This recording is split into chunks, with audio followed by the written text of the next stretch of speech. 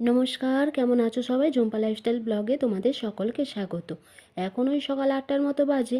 জামা কাপড়গুলো সব নিয়ে গেছিলাম কলপাড়ে, কাঁচা ধোয়া করে একেবারে নিয়ে চলে এসেছি। এখন দেখো বাইরে দড়িতে ভালো করে টান টান করে মিলে দিচ্ছি। চলো তোমরা আমার এই ব্লগটা দেখতে থাকো, আশা করি তোমাদের ভালো লাগবে।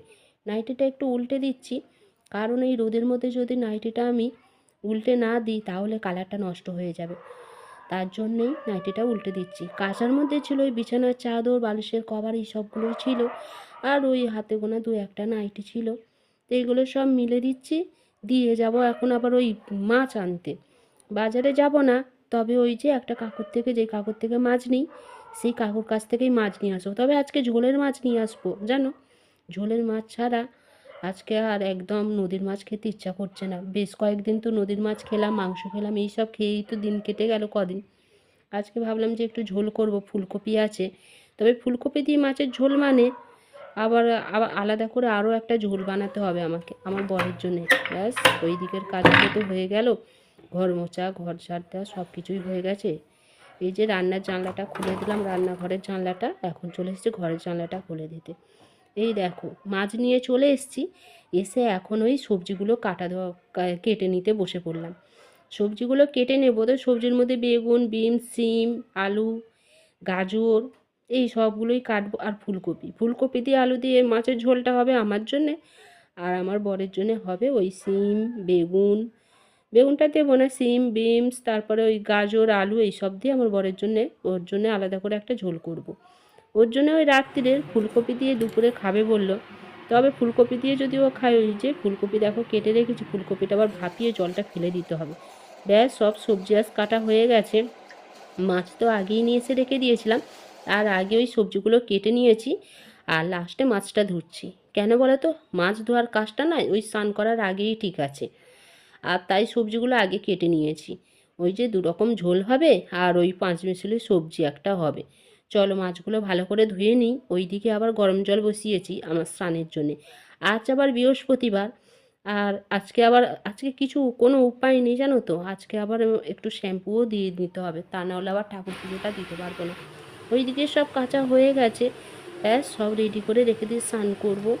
এই যে এখন কাকিমা একটু পিঠে দিয়ে গেল, সেই যে পিঠেটাই খেলাম সকালে। এখন চলে এসেছি, স্নান করে চলে এসেছি ঠাকুর পুজো দিতে। ঠাকুর পুজো দেওয়া আমার হয়ে গেছে।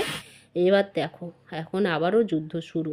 ঘরে বাইরে সবটাই যখন করতে হয় একা হাতে, তখন একটু হয়ে যায় অসুবিধা।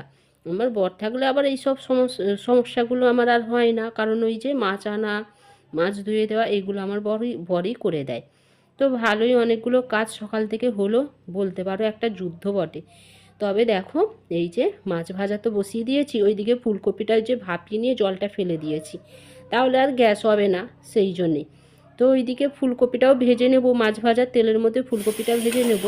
তবে ফুলকপিটা ভাজার পরে আমার বরের ওই রাতের ঝোলটা আগে করে নেব, একদম লাস্টে ওই ফুলকপি দিয়ে মাছের ঝোল। এই যে এখানে সবজিটা হয়ে গেছে, মাছ ভাজাও হয়ে গেছে, আর রাতের ঝোলটাও এই যে রেডি।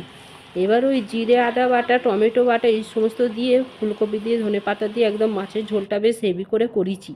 খেতেও বেশ ভালো হয়েছিল। পরে ভয়েস দিচ্ছে তাই এখন বললাম। চলো ওইদিকে মাছের ঝোলে রেডি। এখন আমার বর কাছ থেকে বাড়ি চলে এসছে, ওর জন্য একটু গরম জল বসিয়ে দিয়েছিলাম। তো ওকে আবার বললাম তুমি জলটা নিয়ে স্নান করতে যাও, আমি তোমার স্নান করার আগে আমার বাসনগুলো মাজা হয়ে যাবে, আর ভাত বেড়েও রেখে দেবো। চলো ওইদিকে তো স্নান করতে গেল, বাসনগুলো আমি ভালো করে মেজে নিই। আর অনেকগুলো বাসন পড়েছিল, সব কটা একসাথে মাজতে গেলে একটু দেরি হয়। আবার চায়ের বাসনটাও আগে মেজে রাখা হয়নি, ওই যে একটার পর একটা কাজ করতেই থাকি, তো সময় হয়নি আজকে, আর তার জন্যই এই সব বাসনগুলো একসাথে মাজা পড়েছে। ব্যাস বাসন মাজা হয়ে গেছে। তবে গ্যাসটা মোছা হয়নি, খাওয়া দাওয়া করে নিয়ে গ্যাস মুছবো। ওইদিকে খাবারটা ধরে নিয়ে চলে এসেছি ঘরে। এখন দেখো ভাত বেড়ে নিচ্ছি। ওই তো যা রান্না হয়েছে একবার তোমাদের দেখিয়ে দিলাম হয়ে যাওয়ার পর। চলো এখন দুজনে খেয়ে নিই, খেয়ে নিয়ে বাকি কাজগুলো করব, করে 1 ঘন্টা রেস্ট নেব। এই দেখো 1 ঘন্টা রেস্ট নিয়েছি, ভিডিও এডিট করে ভিডিও আপলোড করাও হয়ে গেছে। এখন ওই কটা বাজে, ওই 7টা এরকম হয়তো বাজে, একটু টিভি চালিয়ে দিয়েছি, চা খেলাম। তবে সেটা তোমাদের শেয়ার করিনি। এখন ওই জামা কাপড়গুলো সব ভাঁজ করে নিচ্ছি, বিছানার চাদরটা আলাদা করে রেখে দিই, আর পরার নাইটিগুলো সব আলাদা করে রাখি। তো সেই অনুযায়ী সব আলাদা করেই রাখছি। ওইদিকে উম, ওই কম্বলটা আবার একটু শুয়েছিলাম তো, তা কম্বলটা আর ভাঁজ করে রাখিনি, ওই যে জোরে করে দেখো এক সাইডে পড়ে আছে। বরের ওই জামা কাপড়গুলোও আলাদা করে করে সব যে যার সাথে আলাদা করেই রেখে দিচ্ছি। আবার তো একটু ওই কিছুক্ষণ পরে আবার খাবার দাবারগুলো সব গরম করতে যেতে হবে। আমার বর তো ভাত খাবে, তবে আমি ওই মাছের ঝোল দিয়ে রুটি খেয়ে নেব। আর ওই যে যেই সবজিটা করেছিলাম না, পাঁচ মেশুলি সবজি যেই চচ্চড়িটা করেছিলাম, তো ওই সবজিটা আজকে আর বের করবো না। চলো, আমার বর এসে গেছে, ওইদিকে খাবার গরম করাও হয়ে গেছে, চুলটা বেঁধে নিলাম।